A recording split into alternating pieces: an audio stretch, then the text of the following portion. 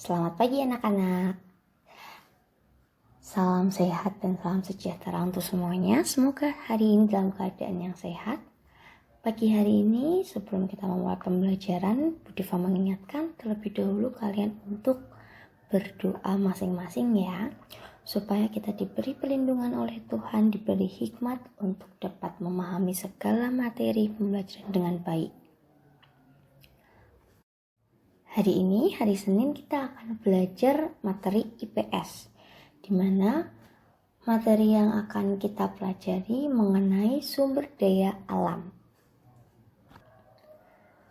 Sebagai negara yang luas, Indonesia memiliki banyak kekayaan alam dan sumber daya alam yang sangat besar. Bahkan, beberapa daerah di Indonesia terkenal dengan hasil sumber daya alamnya, baik itu berasal dari pertanian, perkebunan, maupun pertambangan. Meski jumlahnya sangat melimpah, penggunaan sumber daya alam harus tetap dibatasi dan dipelihara untuk proses yang berkelanjutan dan secara berkesinambungan. Terlebih lagi, sumber daya alam yang ada tersebut sangat bermanfaat bagi semua makhluk hidup. Berikut kita akan belajar manfaat-manfaatnya. Namun untuk yang pertama, sumber daya alam, apa ya itu? Sumber daya alam adalah semua bahan yang ditemukan manusia pada alam yang bisa dipakai untuk memenuhi kebutuhan hidupnya. Bahan tersebut dapat berupa benda hidup maupun benda mati yang bisa dimanfaatkan untuk memenuhi kebutuhan manusia. Dan sumber daya alam ini bisa saja habis oleh manusia. Karena itu sumber daya alam dikelompokkan menjadi dua, yaitu sumber daya alam dapat diperbarui dan tidak dapat diperbarui. Sumber daya alam dapat diperbarui adalah sumber daya yang dapat tersedia kembali dalam waktu yang cepat sehingga tidak dapat habis. Contohnya ada jenis tumbuhan, hewan, di mana mereka dapat memperbarui dirinya dengan cara melakukan reproduksi. Namun, walaupun bisa diperbarui, sumber daya alam ini bisa juga cepat habisnya dan punah bila pemanfaatannya tidak terkendali. Selanjutnya, sumber daya alam tidak dapat diperbarui, yaitu sumber daya alam yang pembentukannya berlangsung sangat lambat dalam waktu ribuan tahun, bahkan jutaan tahun. Itu sebabnya jumlahnya akan terus berkurang, karena selalu diambil dan pada saatnya nanti akan habis. Contohnya, pertambangan, ada minyak bumi, batu bara, dan bahan-bahan tambang lainnya. Nah, untuk menjaga sumber daya alam yang tidak dapat diperbarui tetap lestari dengan cara menjaga penggunaan sumber daya alam dengan hemat bahan bakar, tidak menggunakannya secara berlebihan. Kemudian meningkatkan penggunaan sumber daya alam alternatif, misalnya menggunakan tenaga matahari, tenaga angin, tenaga air, maupun tenaga panas bumi. Mengingat sumber daya alam yang ada di Indonesia itu tersebar di seluruh Indonesia, di setiap wilayah, maka setiap pulau pun tidak memiliki sumber daya yang sama, dikarenakan mereka memiliki kondisi alam yang berbeda-beda. Contohnya, kita lihat dari Pulau Sumatera. Pulau Sumatera ini memiliki kondisi alam yang banyak pegunungannya, sehingga banyak digunakan untuk budidaya kopi, lada, coklat, tembakau, karet, dan kelapa sawit. Dan mereka pun kaya akan hasil tambang seperti minyak bumi, batu bara, dan juga timah. Di mana minyak bumi dan batu bara ini dimanfaatkan untuk bahan bakar. Sedangkan di Pulau Jawa, kita ini memiliki daerah pegunungan, dataran tinggi, dataran rendah, dan juga pantai. Dataran pegunungan dan dataran tinggi digunakan untuk teh, kopi, dan juga kina. Sedangkan untuk dataran rendah digunakan masyarakat Indonesia untuk persawahan yang subur. Dan di pesisir pantai dibudidayakan ikan laut, rumput laut, dan hasil-hasil pantai lainnya. Beralih ke Kalimantan, pulau yang terbesar ini memiliki dataran rendah yang berubah hutan yang lebat. Dan hutan lebat ini menjadi habitat alami bagi hewan yang terancam punah. Keberadaan hutan di Kalimantan dimanfaatkan masyarakat untuk ditanami berbagai sumber daya alam seperti kelapa sawit, karet, dan juga rotan. Dan di sana pun kaya akan hasil tambang seperti minyak bumi dan batu bara. Kemudian Pulau Sulawesi. Pulau Sulawesi ini banyak menghasilkan pala dan juga jagung, di mana jagung dimanfaatkan sebagai bahan makanan dan pala sebagai bumbu masakan. Sepanjang pantai Sulawesi dimanfaatkan untuk perkebunan kelapa dan juga menghasilkan barang tambang seperti aspal. Aspal ini berguna dan dimanfaatkan untuk pembuatan jalan raya. Selanjutnya beralih ke tanah Papua. Nah, sebagian besar wilayah berupa hutan konversi dan hutan lindung. Di sana ada namanya sagu, yaitu salah satu sumber daya alam Papua yang dimanfaatkan sebagai bahan makanan pokok.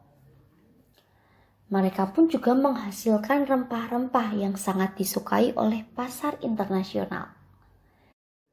Untuk hasil tambang di Papua juga sangat beragam.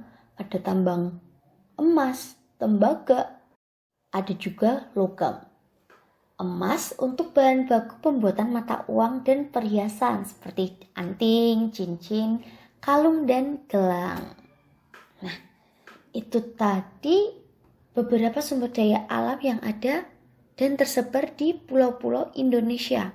Mereka memiliki ciri-ciri dan kondisi yang berbeda sehingga menghasilkan sumber daya alam yang berbeda pun. Sumber daya alam yang ada itu sangat bermanfaat bagi kehidupan dan kelangsungan makhluk hidup. Ada beberapa manfaat sumber daya alam yang harus kita ketahui. Yang pertama, untuk memenuhi kebutuhan pangan, di mana sumber daya alam yang berasal dari hewan dan tumbuhan merupakan sumber daya utama untuk memenuhi kebutuhan pangan. Contohnya, ada sapi di mana diolah sebagai kebutuhan untuk memenuhi pangan dengan dijadikan sebagai daging olahan, bisa ke daging bakso atau bahan-bahan lainnya. Lalu misalnya dari tumbuhan kita mengenal padi, nanti diubah menjadi beras. Lalu bumbu-bumbu dapur, ada bunga lawang, ada kayu manis, keluak. Ini merupakan bumbu-bumbu yang dapat diolah untuk membentuk cita rasa. Ada bahan makanan pokok lainnya seperti jagung, lalu ada kedelai, ada ketela, kemudian umbi-umbian, lalu ada juga kentang. Kemudian untuk hasil pangan dari laut juga dapat diolah dari ikan, cumi-cumi, maupun kepiting dan lain sebagainya. Nah, contohnya nih manfaat sumber daya alam. Kalau kalian ketika ke pantai, kalian akan menemukan pasar di mana mereka menjual berbagai macam ikan, hasil-hasil laut. Ada di Pantai Depok nih. Nah, mereka menjual berbagai macam ikan-ikanan. Nah, itu merupakan hasil sumber daya alam yang berasal dari laut. Kemudian manfaat yang kedua, sumber daya alam sebagai sumber energi dan bahan bakar. Contohnya nih, minyak bumi dan gas, di mana dihasilkan sumber energi dan juga bahan bakar yaitu bensin. Lalu juga matahari dan angin, di mana hasil panas matahari dan gerak dari angin diubah menjadi energi listrik.